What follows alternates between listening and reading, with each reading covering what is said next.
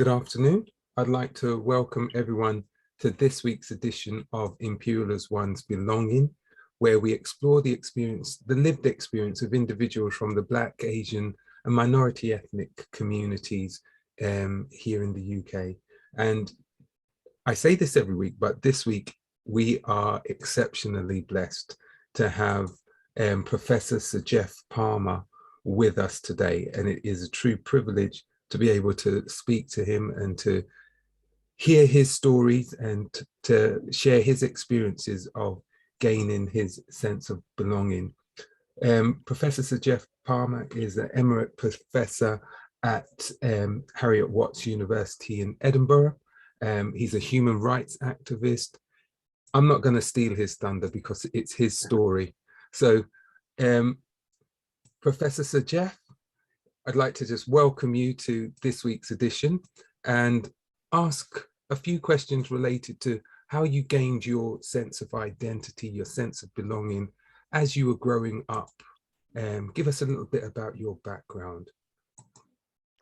Well, thank you very much for inviting me to join you today. I regard it a great honor.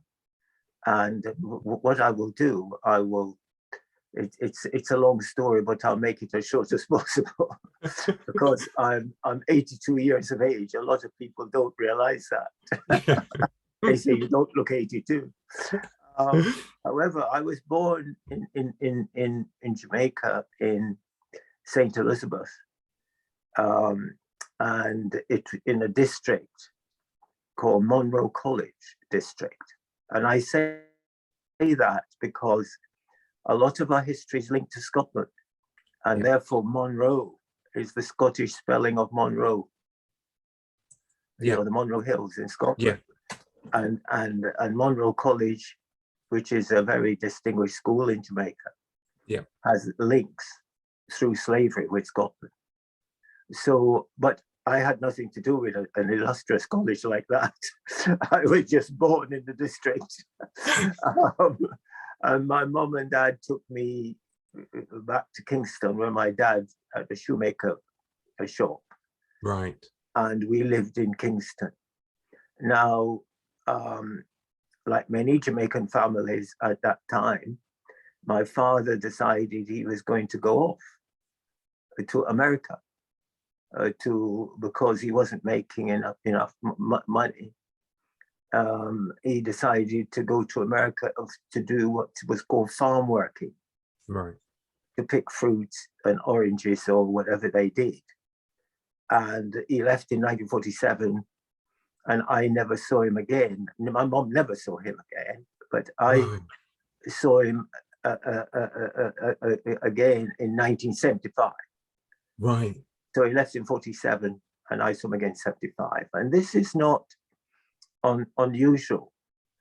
However, what I'm now going to try in this picture, although the Caribbean families may seem disrupted, we're not.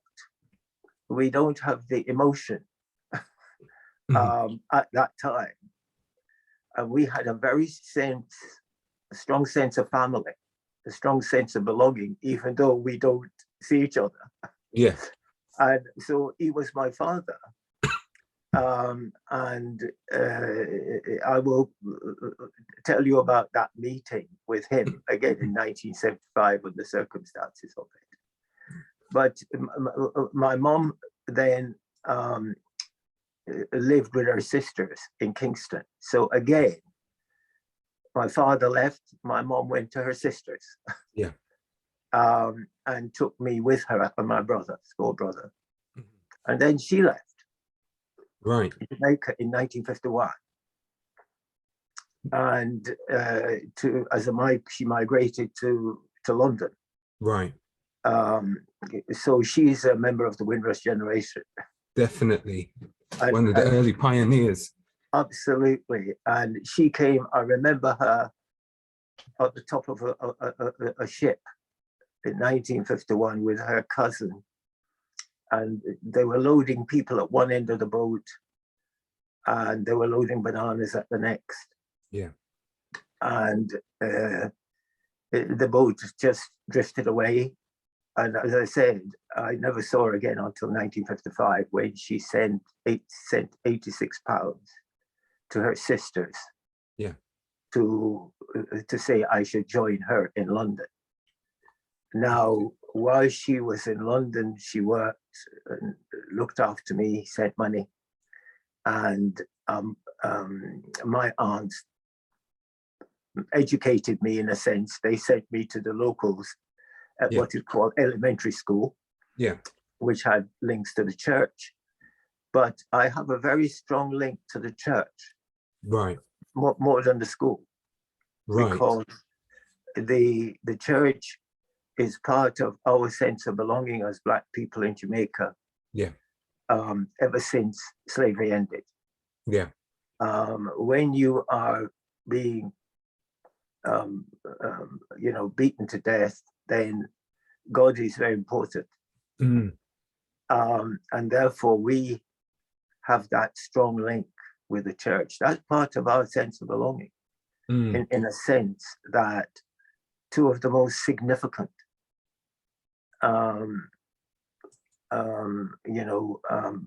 rebellions in Jamaica that I know of is the Sharp Rebellion, and the Bogle Rebellion, the Bogle Gordon Rebellion, and they were Christian, and therefore that's part of my belonging, in a sense that I went to the church, and my mom went, so that when I came and joined her in London, we both went to church.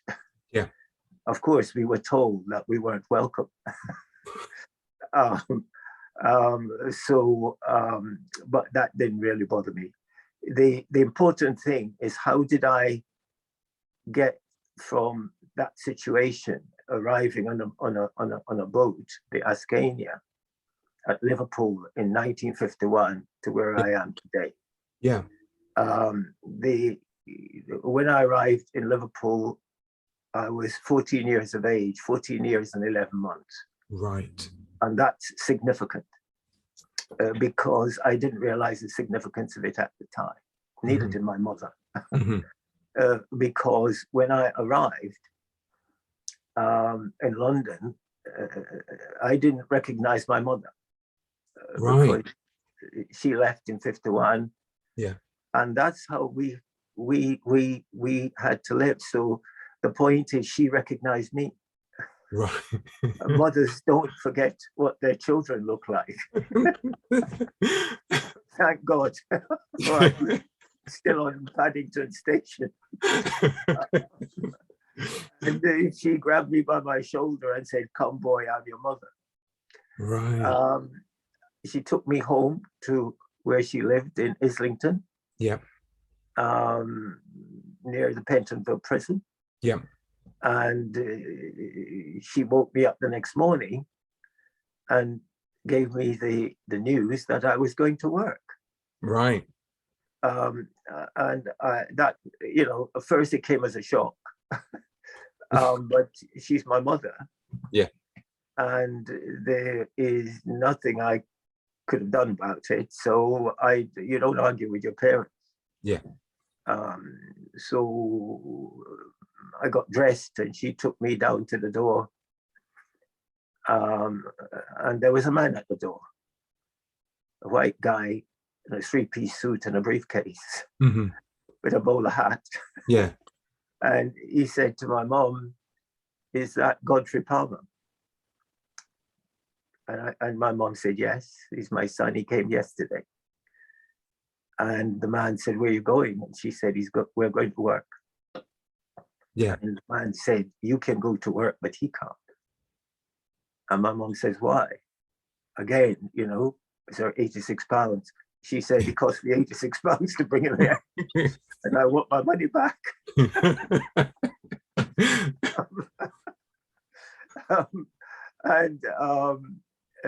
The man says, "You could, you'll get your money back eventually, because he's got to go to school. He's not 15. I was 14 years and 11 months. I arrived in March. My birthday is April. Right. And my mom didn't understand the system. Yeah. Like a lot of people who migrants, when we come, we don't understand the system because, you know, we didn't grow up here. Yeah.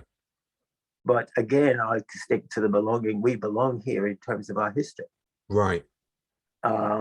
We belong here in terms of, you know, that history gave us the language we speak. Yeah. And it gave us some, you know, how our culture was formed. Yeah. So therefore, all these things, but we didn't understand the system. Mm. So we were not system conscious, and that's a couple of words I use in my book, where I talk about system consciousness. Yeah. The point is that she realized if she didn't do that, she would be in trouble with the law. Right. So she took me to the local school, which will be nameless. I won't say which one it was. It's still there in Islington.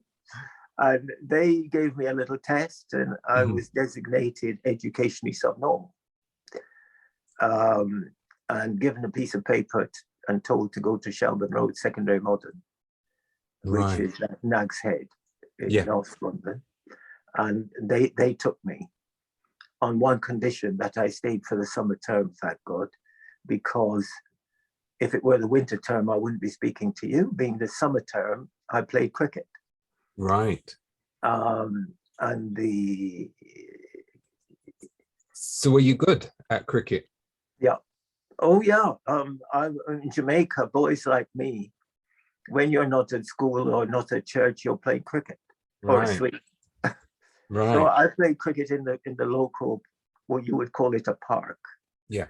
And I played just about every evening and every weekend when I could. Yeah. When I'm not doing work in the house. Yeah.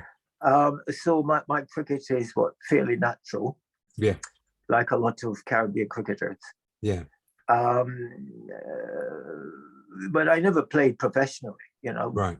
I was only 14. Yeah. So anyway, the Islington Gazette published it as an article. Yeah. And I think it was called Valuable Schoolboy Cricketer. Valuable Schoolboy Cricketer. Yeah, in the Islington Gazette. And of course, the local headmaster obviously, you know, couldn't let that chance go by. Yeah. So he rang my school, Shelburne, Highbury County Grammar. And he rang Shelburne and he told the headmaster he wanted me transferred. Right. So you were headhunted. Yeah, I was headhunting. I was headhunted at 15. At 15, a transfer. I don't know what the transfer fee was.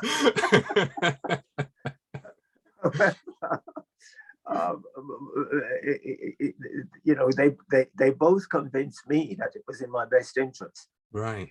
So I had to convince my mom. Right. And the only thing that convinced her was the £5 they gave her. Right. So there was your transfer fee then. That was my transfer fee. They gave her £5. And I then went to Highbury County. Yeah. And I stayed at Highbury County. I played cricket. And I stayed at Highbury County from 1955 till 1958. Right. Where I left, I think, with about just 3 or 4 O levels. Right. Very poor marks. Right. And also I had a couple of A levels, I think, also very poor marks. Mm-hmm. Because I had no idea. Right. If you don't belong to a system, so you don't understand it, you don't know what the expectations are. Yes.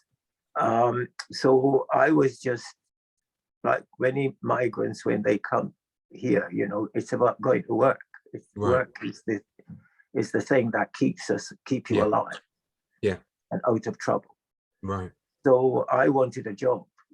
Yeah. So I got a job job interview at Queen Elizabeth's College, right. which was part of London University, then not far from you. Yeah. And I was interviewed by a well-known professor of biology, Professor Garth Chapman. Right. He's no longer with us, but he interviewed me. And he just said, "Young man, what's your name?" I said, "Godfrey Henry Oliver Palmer," because my name isn't Jeff. Everybody in the world knows me as Jeff. Yeah. Except my mom would not accept it. And he just said, "Can I call you Jeff and you can have the job?"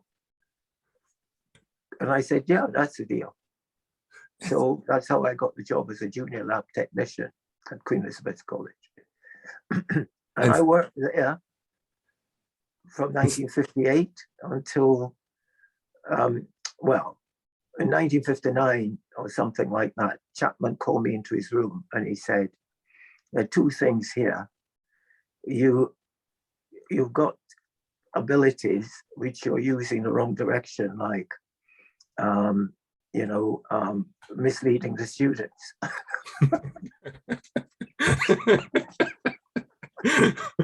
I don't know if I should ask you what you were doing to mislead the students. Well, I was putting out lab equipment and I was telling them what they could do or what they shouldn't do. So, I was helping them. And I also have difficulties at home, where the landlord's trying to evict my mom, and I had to take time off for that. And he just called me one day and he said, "You've got some ability and I want you out of this place by 1961. Right. And he gave me some time off. And that is critical in terms of helping somebody to find themselves. That I had the capacity, but I did not understand the system. Right. Neither my mother, how to negotiate. And he realized that. And he gave me some time off. And by 1961, I had about 6 O levels at the right marks and 4 A levels. But no British university that I applied to would take me. And Chapman was annoyed at this. Right. And he got me into Leicester University. How did he find out about the fact that, because he had given you an ultimatum by 1961, us two can't rule in the same house. So exactly what he said. Right. Right. It's always an academic thing. So by that time, he allowed you to go to evening classes or go to college to up your qualifications. Qualifications, yeah.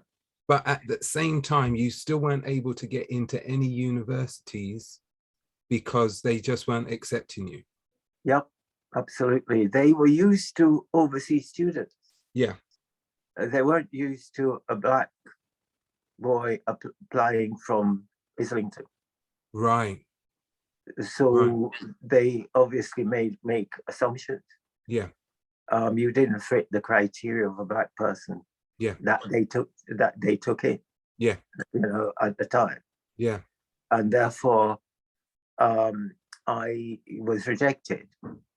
But it worked out that Chapman just rang Leicester University. I wanted to do botany. Yeah. And he rang the professor of botany, Professor Tutin, very famous botanist. And I got in. So when I arrived at Leicester University, I had not filled in an application form. So I was walking around the university having a clue what to do until somebody showed me where the admin office was. And I went and filled up a form and started my degree. Now there's 2 occasions now. You were headhunted for playing cricket. Then you up to now you haven't filled in any application forms. You just seem to absolutely. And what is powerful about that is that within our society, when I speak to business people now, chairman of companies, etc. Mm-hmm. The whole idea of you can follow the rules and follow the law, Mm-hmm. but you cannot effect equality when we have a system that doesn't cater for it. Yeah. It is incumbent upon individuals Mm-hmm. to realize that and then make those decisions. Yeah. In order to help people like me. Yeah. Because it's not about my academic or intellectual capacity. Yeah. It's about not knowing how to negotiate the system. Yeah. Yeah. So there I was at Leicester. And I got an honours degree in botany by 1964. Yeah. I also met my wife there. Right. She's upstairs. Right. There was only one other Black person at Leicester when I was there. Right. And he was from Gambia. Right. Okay. And we felt so isolated, so we set up the International Society, which my wife queried. How can an international society contain only 2 people? She's got a valid point there. She's like that. She was quite bright. The point is, though, that I'm told that organization is still there. Brilliant. In its, dealing with issues to do with, BME people. Mm-hmm. But I stayed there. We didn't have what I call overt, that kind of racism we have today. Mm-hmm. It was a matter of telling the people that we're one humanity. Yeah. And that we belong here. But mm-hmm. we did it mainly in terms of music and stories. Mm-hmm. And I left in 60, as I said, 64. You're right. Well, we were just, we at that time, we had the Notting Hill Gate riots in 1958. Right. When I was working at Queen Elizabeth College. Right. We had the beginning of the Enoch Powell mm-hmm. Racism. So racism had just now taken hold of the society mm-hmm. at the highest level of politics, the top level, mm-hmm. and also the bottom level on the street. Mm-hmm. And the way I dealt with that is that people are very surprised. Mm-hmm. I wasn't scared of it. Neither was my mom. Oswald Mosley used to walk around the streets in my area in Islington. Right. It was sort of anti-Jewish propaganda then. Mm-hmm. And then they switched to race in terms mm-hmm. of Black people. Mm-hmm. However, my aunts and my old church in Jamaica, yeah, and my family, and knowing that my family cared for me, mm-hmm. Is part of our sense of belonging, which is critical. Yeah. Although my aunts are still 5,000 miles away, I knew they cared for me, and my mom, she cared for me, and I didn't care whether some guy down the road want to kill me.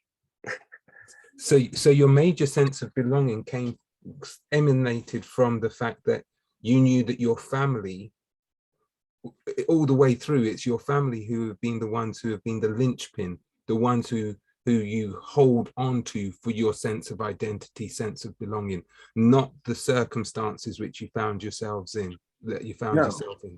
No, not my qualifications or anything. Mm-hmm. It is the fact that my mom's at home, and my cousins in London were up the road. Yeah.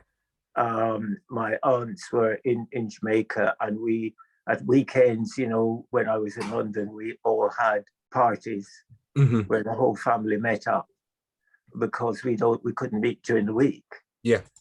And thus we all knew where each other was in London. Mm-hmm. And that was critical.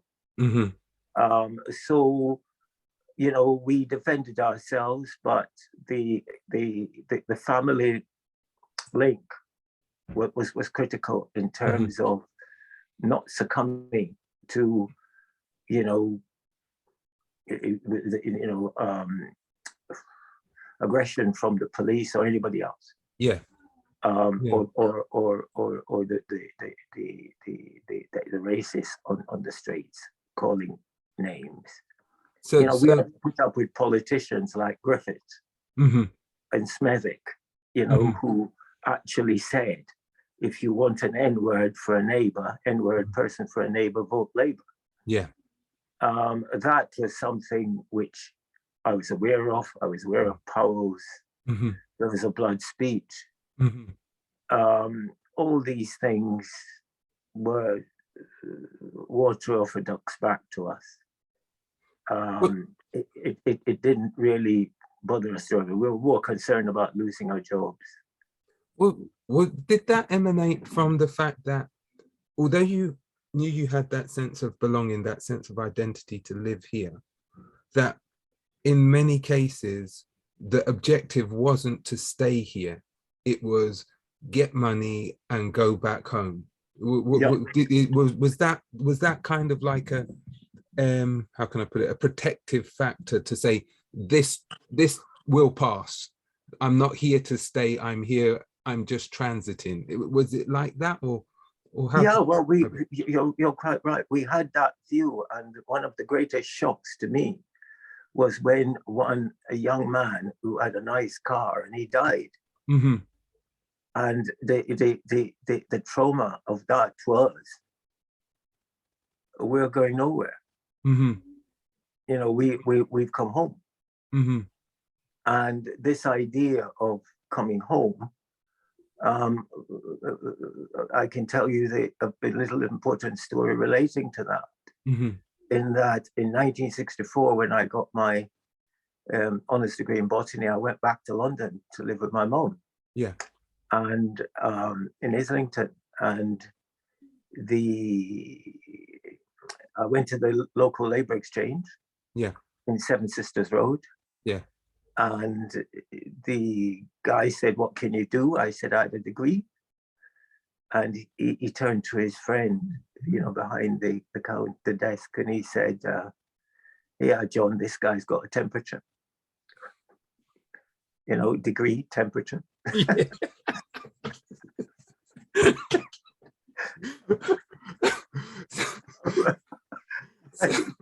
You know, now somebody would fight or, you know, and make a great fuss over it. I didn't. I just stood there and I said, "Are you going to offer me a job or not?" And he gave me 2 jobs. One was in a betting shop. Right. And the other one was peeling potatoes in Beale's restaurant at Mag's End. Wow. And so I took the potato peeling job because I thought it was closer to botany than betting. So I think honours degree peeling botany, you know, a botany degree peeling potatoes. Yeah.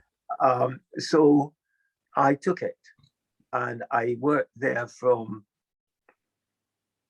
June until June until the end of the year. Right, about 6 months. December.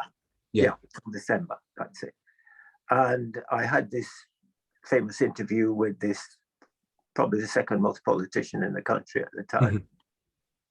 Mm-hmm. And as soon as I walked into the room, because I wanted to do a master's, right, I thought, oh, if I progress my degree, that's probably the best way. Yeah, out of that restaurant. And he told me to go home and grow bananas. And I did point out to him it was difficult to grow bananas in Haringey. and there was you know, all his colleagues were trying to calm him down because he was trying to get himself out of my response. Yeah. But again, that's probably my most powerful statement about belonging when I was young, because I was telling him, unless I can grow bananas in Haringey, I'm going nowhere. Yeah. And that is me now relating to him my history. Yeah.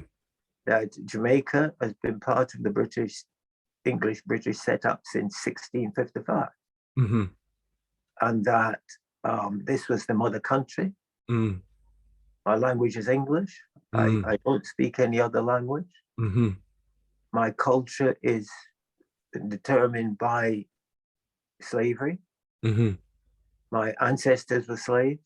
I'm a descendant of slaves who worked, and these slaves benefited this country. So I by that time, I was very much aware that my past history was critical.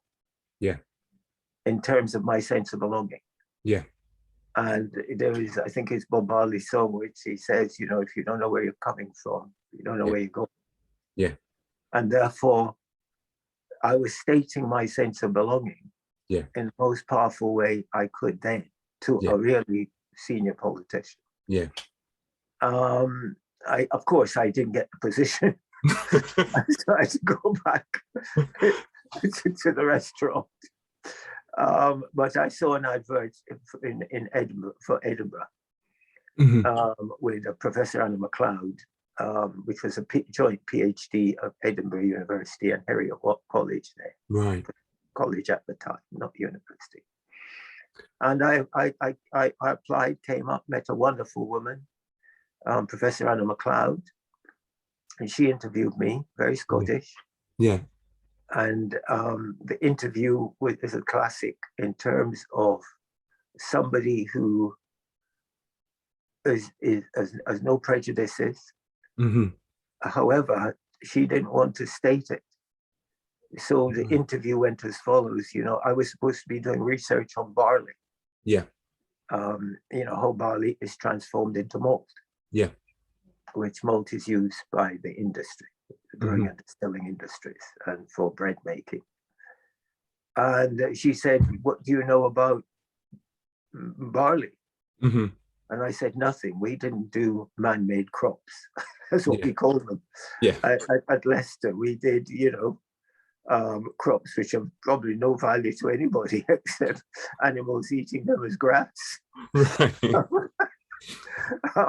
Of course, I think now man-made crops are being taught in universities, but a lot of my lecturers then regarded barley and wheat and stuff as man-made, and therefore they weren't being taught for an honest botany degree, which I think is just nonsense. Yeah. However, I then said I knew nothing about barley.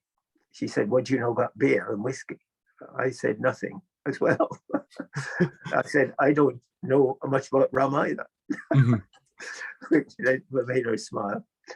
I then, you know, we discussed various aspects of both barley and the industry, which I knew hardly anything about. Yeah. He stopped the interview suddenly and said, "I'm going to take you." And when I said to Anna, "Why?" she said, "Because when I was telling you about the industry, you really knew nothing about it and you were looking out the window." And I said, "Well, what's good about that?" She said, "It means you won't bother me." and you'll think for yourself. Right. Now, that's a criteria of you know, of taking a student, which wouldn't be allowed today. Yeah. But she took me and gave me a bin of barley, and that was it. So told me to get on with it. And within 2 years, so that was 65 I started, because that was the 64. 65 I started my research. I did a lot of reading before I went into the lab because I was aware I wasn't familiar with the subject. And then we published our first paper from 65 in 66. And we published a second paper in Nature in 67. And the paper we published in Nature was that I changed the concept of how the grain transformed itself from barley into malt, which was accepted by the industry and academia. That, you know, when the grain germinated, the germ produced the enzyme. Yeah. I changed. My view was the germ was responsible for producing the hormone, Right. gibberellic acid, but the bran was responsible for producing the enzymes. Right. So the bran was the enzyme producing factory of the grain. Right. And the principle is the same as in say animals. The hormone is produced in a different part of the system from its action. And that was published in Nature. It caused a great stir in the industry. Even though I wasn't in the industry, I was still in university. But because here it was, I had close links with the industry. And then in 1965 to 67. So I got my PhD in a couple of years. And I stayed on and did a postdoc. Yeah. To 68.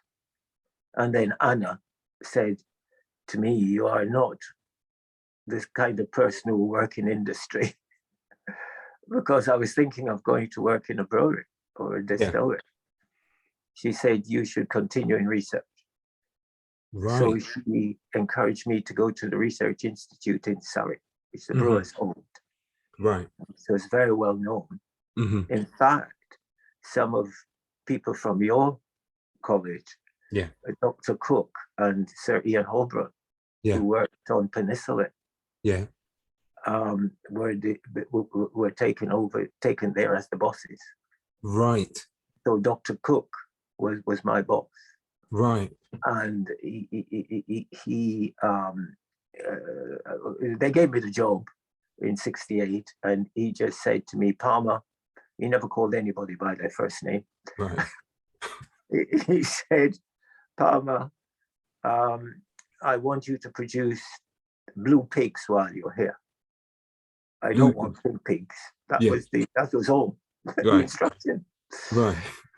That means he doesn't want the normal. Yeah.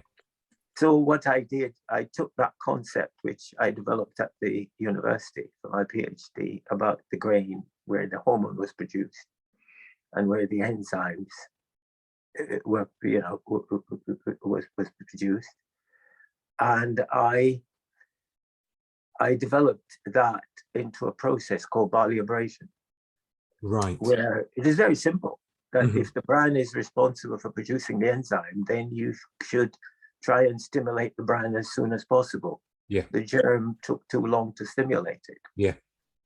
And that's what we did. And we did it by scraping the back of the grain. Right. And treating the whole grain with the hormone. Right. Which was practiced in the industry. Right. But the pericarp test of the skin of the grain kept it out. Yeah. And so if you damage the skin of the grain, you would get in by selective abrasion, the hormone will get in immediately. Yeah. And thus you take 2 days off the processing time. Yeah. And you get more enzymes for digesting to produce sugar, which is used for producing the alcohol. Yeah. So that process was accepted by the industry by 1971. Yeah. And what the Trumans and Bass Charringtons and allied breweries were using it. Yeah. I think Bass had 8 machines, abrading 10 tons an hour. Wow. So, now what again is important there, my boss who I was working with at the Research Institute, doubted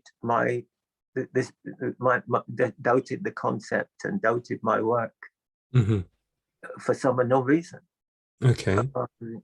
However, what protected me is when it worked. Right. Okay. And that's your work in terms of then belonging to the system, belonging to the institution I work for. I knew I had to do work which was innovative to protect me. Yeah. I didn't say anything to anybody, but I knew that. And that's what I aimed for. I wasn't just satisfied with the new concept in terms of the physiology. It was, how can I turn this into a practical entity? Yeah. So I did that, and I also thought, I heard about the scanning electron microscope, and I thought the industry doesn't know what the inside of the grain looks like. It's all light microscopy. So I contacted Professor Chapman because I heard that Imperial had a microscope. Right. And he arranged for me to use it. Right. So some of the pictures, I attended a lecture yesterday, and the guy was using some of my pictures taken in 1975. 1975. Yeah. Wow. So the industry and the world saw what the internal structure of cereal grains looked like. Yeah. That's the first time they saw it using a scanning electron microscope. So I don't want to cut your story because it's so fascinating. I am wary of time, but you know what? Okay. I'm just gonna keep going. What was it that kept you motivated whilst you were doing your throughout all of what you've been describing? What was your motivation for kind of like almost like being the pioneer? What was your motivation? I think, this is the thing, in that with people like me coming from my background, the motivation for me to do the best work possible was to hold my job. Right. It wasn't to be, the brightest black person or to show that I was cleverer than anybody else. It was that I understood that the system and the people in it could be very difficult in terms of somebody like me. And that the only way I can ensure that I'm safe in terms of to look after my family. So looking after your family is critical. We understand that. And thus, I think if my work is innovative, then that will give me that other dimension of protection. And for example, when I left the Research Institute and I went to I went back to the Heriot-Watt University as a lecturer in 1977. Yeah. So I went to the Research Institute in 1968, and I went back to the Heriot-Watt as a lecturer in 1977. Yeah. And my boss then, the head of department, actually said, but Jeffrey, that theory of yours, is causing a lot of trouble, and you should amend it. And I said, Prof, I said, at one time, a lot of people thought the world was flat.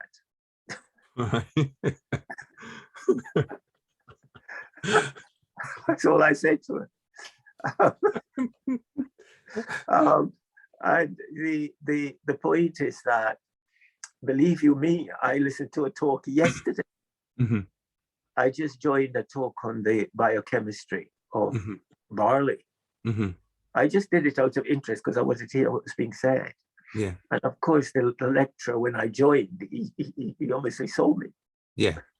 And he said, I can see Professor Palmer So I better be careful what I say. He was using some of my slides in terms of my drawings and whatever. But the point is that you know, a sense, because I felt I didn't have a sense of belonging because of racism, I was using my work to give me that. Right. When now I've changed, and since I retired, you know, I switched to looking at history, and this is just a hobby. Yeah. But my work on history is probably more purposeful, because I'm now saying that we from the Caribbean, Africa, or elsewhere, we have a sense of belonging, which comes through slavery. It comes through the fact that our ancestors, you know, worked for the empire. That in fact, you know, we are part of the, you know, the bricks and the stones of the buildings of this country, and therefore, you know, we are going nowhere. Yeah. And therefore, what my fight with historians is, they're saying, really, they're trying to say, well, you belong here by, you, as one politician put it, you are, in terms of the Windrush argument, I'm in touch with one of the lawyers, and he sent me a document where you know, he pointed out that one politician said recently that you, so to some people who were up for deportation, you may be British in every way, but not legally. Wow. And therefore, I'm very much aware of that. Yeah. And therefore, what I try to do with my work is to say I belong, because I'm a critical part of your science and technology. But what I'm now saying publicly with evidence, and there was a museum project where the report has just been published. Yeah. So it can be accessed from the Daily Herald. And various other newspapers, Evening News, Edinburgh Evening News, where I chaired a museum project. Yeah. And that museum project, I'm saying quite clearly that Scotland benefited from slavery. Yeah. And it is there clearly written. Yeah. And that the Scottish government must support the setting up of a dedicated space where this history must be stored and shown. And if you look around Scotland, whether it's in Glasgow, the merchant city, and the new town in Edinburgh, some of the statues, stately homes, exactly the same for England, that we belong here and we're going nowhere. And, you know, and the ordinary people can see what I'm getting at. Yeah. And are very much understand it, but the intellectuals and the academics, I spoke to a large body of lawyers a few days ago. I spoke to the voluntary sector, CVO, a couple of days ago. And I speak to chairman of big organizations, and boards and companies and whatever. And what I'm now saying is that I thought about it carefully, and the way if you can talk about racism, mm-hmm. but what we have to do is to dismantle the word race. Because race is a myth. It's an invention, the word. David Hume got up one morning in the 1700s and said Negroes were inferior to whites. And Kant picked it up and said the Negro race is inferior to the white race.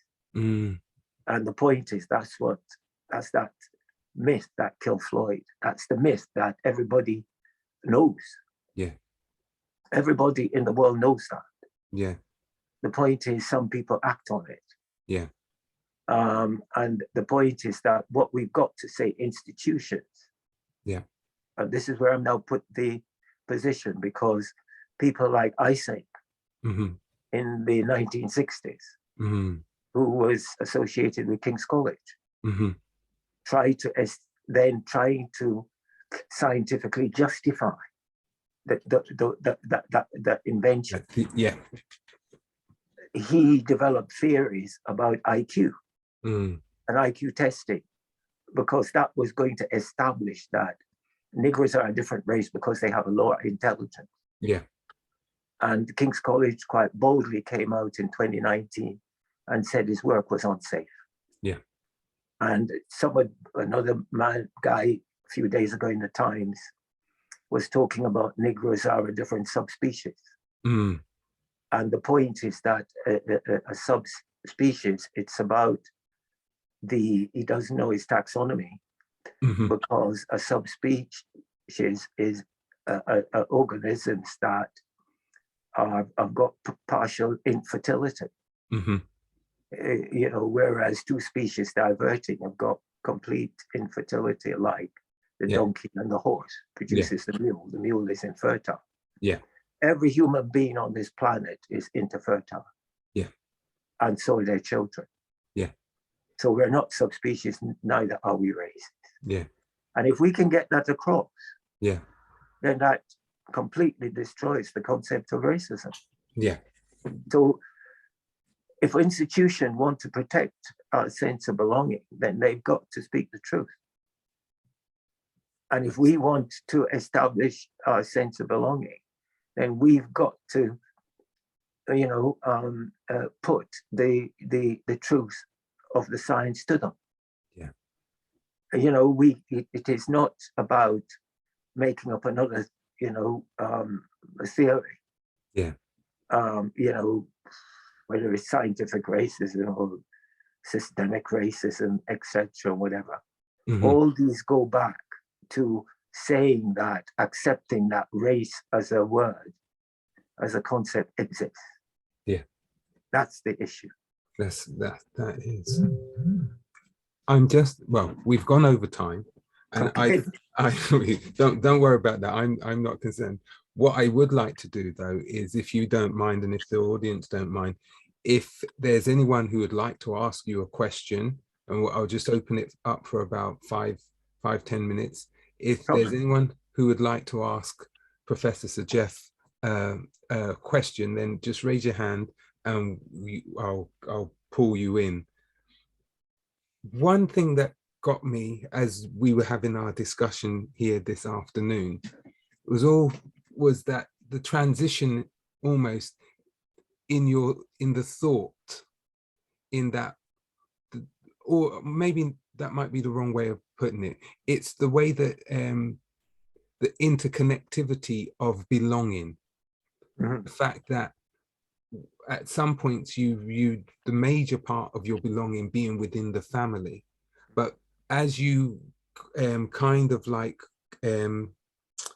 moved throughout your career, there was times where the science, which offered you that protection in terms of employment and employability, that became a sense of belonging. Yeah. And then not at the end of but after your career in science as such, the idea of looking back over the history and looking at saying, well, where do we actually have our sense of belonging? It's something which has evolved and changed. Am I right in saying that? Yes, that's absolutely. because what I've gone from is the family belonging, because of my lack of knowledge of, the origins of humanity. So my family belonging, then my knowing my work, I've got to survive. So my work was critical in terms of saying I belong. Don't get rid of me because I'm part of this society and you need me. The other way then is now when I talk about the history, I'm now saying you develop a strategy to say I didn't belong. I'm a different race. I'm not human. And one of the phrases I keep using, we're one humanity, nothing less. And therefore, the history is a critical part of that because that was used. The inferiority statement was used to justify the enslavement as being subhuman, and therefore, the whole of it now is to give the young kids the sense of belonging, to give them their humanity. We've got to get rid of these views that Black people are inferior, and that therefore we can be excluded, that the poor representation is acceptable, because basically we're doing them a favor.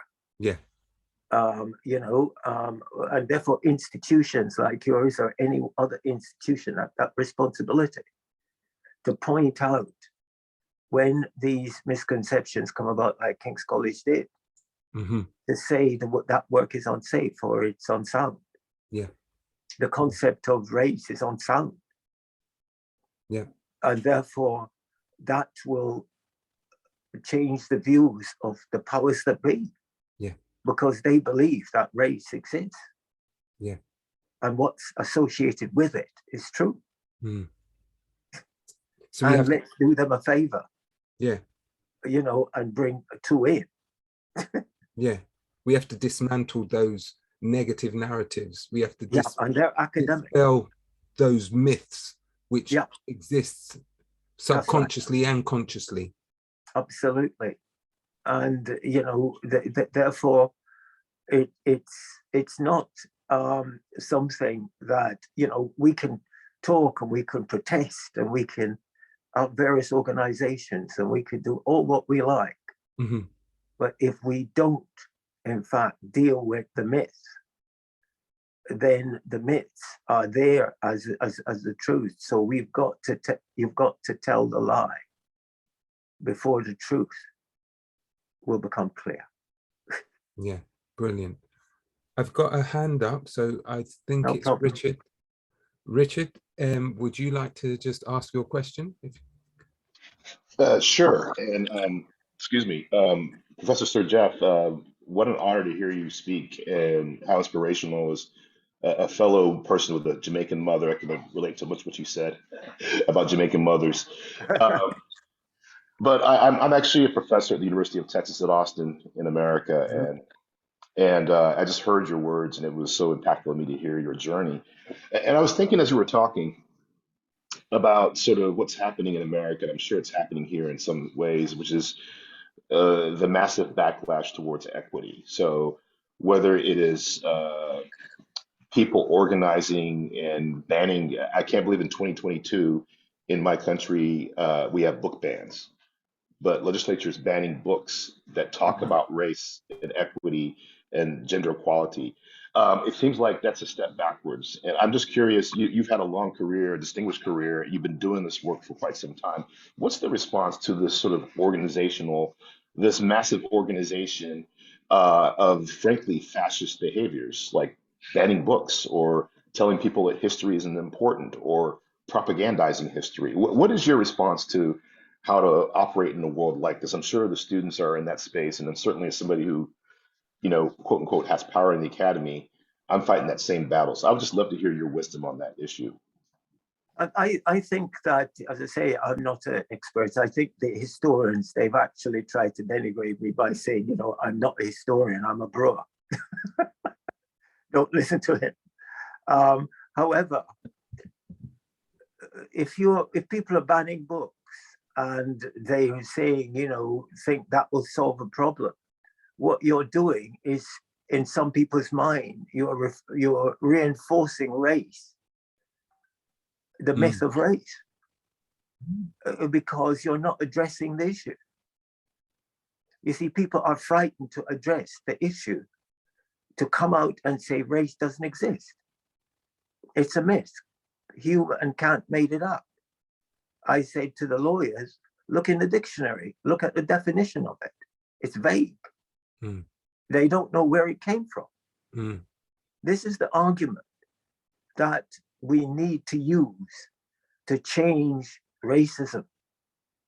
This is the only argument that's going to work. Banning books and threatening and all this kind of stuff reinforces it, because they think you're doing that because it's true. It's not complicated. It is very simple, but it's the courage for people to write a paper, both in the newspaper or in the, well, peer review paper, what wants to call it that, to tackle the myth of race, the invention of race. We have a word that has killed millions and millions of people, and we don't know where it came from, and we don't know what it means. It just, in people's heads, you know, the Cambridge Dictionary started off with racism, but it is about accepting that there are racial differences. And I'm saying that we've got to establish whether the differences between Black and white people, these are biological, these are scientific, and they mean anything. There's never been any evidence that they mean anything. You know, some people say, well, you know, we live in a castle and they live in a hut. But why do you want to live in a castle in the middle of the place where you need a hut? So, believe you me, the answer is very simple. Destroy the concept of race, or the myth of it, the invention of it. And that, to me, will counter the banning and burning of anything. I agree that race, and sorry, Richard, if you wanted to come back in on that, but Professor Sir Geoff, I agree with you that banning the idea, the concept of race, or not, of getting people to understand that this is just a mythical concept, it's not real, and that there's more that unites us than divides us, even though we have differences, and respecting those differences. I think part of the argument I would posit would be that respect of individual differences is where the battle is going to probably be won, because recognizing that we have those differences and that those differences aren't things that we should be afraid of, because I think fear is something which underrides and underpins. Yeah, I don't think so. Okay, go ahead. The differences are skin color or culture, and whatever, and that is self-evident. If people live in Africa and you live in London and you've been living there for a long time, yes, we can tell people to respect each other's cultures and respect each other's skin color.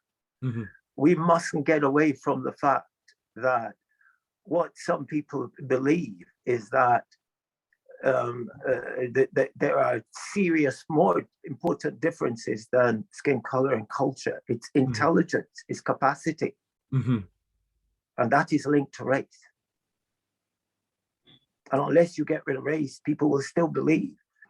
They will respect your diversity in color and your culture, but they still say you're inferior because you know, what have you contributed to the development of society? What have you contributed as a novelist or whatever, or whatever.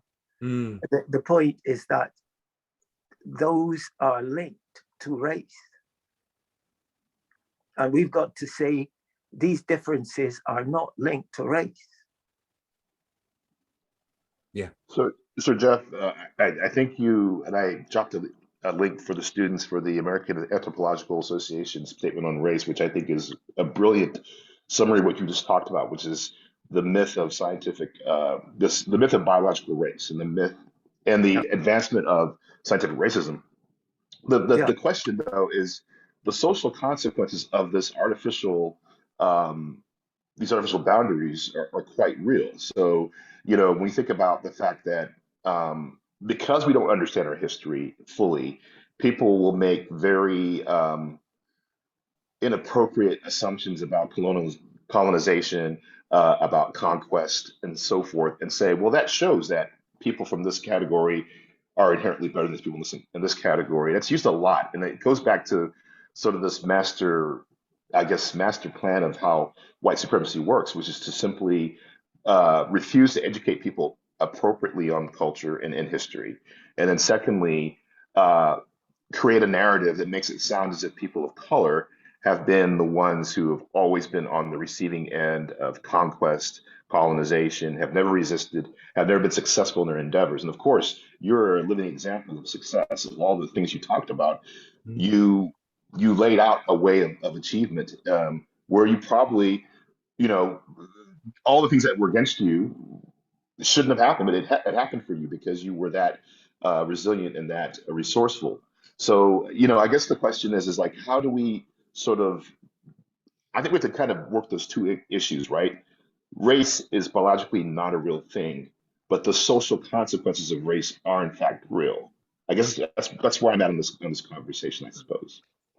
Yeah. The social consequences of nobody explaining and saying that the race is a myth. So if my skin is different or my culture is different, it's just because of my geography. Yeah. And that my skin color is related to some aspect that is there. And Mm. if you then have a white and a black person have children, what race are they? Mm. Mm. The Mm. in terms of science, it's nonsense. And what race are people who are then mixed back with black and white people, which there are millions in the world like that. And therefore, what the academics have got to do is to give the public the evidence that race was a made up concept. Forget everything else. Talk about the diversities and all the other stuff you like. But people are scared to do that. Mm. They're scared to publish about it. They're scared to write about it. They don't study it enough. Mm. And therefore, the public is waiting for that. Mm. And the fact that I'm saying this, I shouldn't. I'm not an academic in a top university. The fact is that if that were about barley, I would deal with it in that way. Mm. And Mm. when people are afraid to deal with something, is because they know that the system, is probably they're a little bit worried what the system will think of it. Mm. No, we'll have racism forever as long as you have the word race. Because and with all the negativity. I've got a paper from a court case in Scotland called the Joseph Knight case, very famous case where a black boy in Scotland had to go to the High Court to get his freedom in 1778. And when you look at the original documents of that, some of Scotland's greatest judges were involved in that case. Mm. And if you look at some of the narrative, handwritten, what it says is that in essence, Europeans can't take the sun, but Negroes can. Mm. Because, God's made them to do that. That's teleology. Mm. the point is that one would say, oh God, you know, that's a silly thing to say. The point is that people believe that still in different ways. Because if you're Black, you can live in bad circumstances. If you're Black, you don't need enough money to do certain things. If you're Black, we can't leave the company in their hands and go to sleep because they're unreliable. All those are beliefs that exist because people have been told that's associated with race. It's got to be called out. So Geoff, Richard, the guest, I'm going to have to call this to no a problem. Right? I know I'm going to cut the recording in a minute, but okay. We could sit, and I know that we could sit and we could talk for hours, maybe over one of the brewing things which you have pioneered so successfully. They can read that up themselves. They also look up barley aberration. We don't need to discuss it. It works. That's the powerful thing about science. You know, in my book, I've got it. Technology is science that works. That's right. And if something doesn't work, the science is wrong. That's right. Race as a science is wrong. It doesn't work. That's right. I like that. I like that. Technology is science that works. If something isn't working, the science is wrong. Yeah. So Geoff, I just want to say another. And thank you. A really big thank you. Right, a really big thank you, because it's been, I can see Donald has come on as well. A really big thank you for sharing your story, sharing your experiences, sharing your insight, wisdom and knowledge with us on this platform today, because it's been truly insightful. And I just want to say a really big thank you. Hopefully we'll be able to get you in for part 2 and we can do some more discussions. But right now, I just want to say a really big thanks. And I'm just going to advertise very quickly what we've got coming up next. Let's just put that there. So next week, and as part 2 of our Windrush special, we've got Councillor Jacqueline Barnett, sorry. And she's a local councillor, school governor, and qualified accountant. And she's going to be giving us some insights into her passions for working with people in much the same way as Sir Geoff, but in a different sphere. So please, if you can join us for that, that would be really good. If you have missed any of the conversations before, please go to our YouTube channel, which is tinyurl.com/belonging-IAO, and you'll be able to see some of the other videos that we've got here. Next week, I'm going to be making another special announcement. We've almost reached our 100th guest, and we're hoping to have a live event. So I'll be giving you the details so that you can sign up to attend in person if you would like to.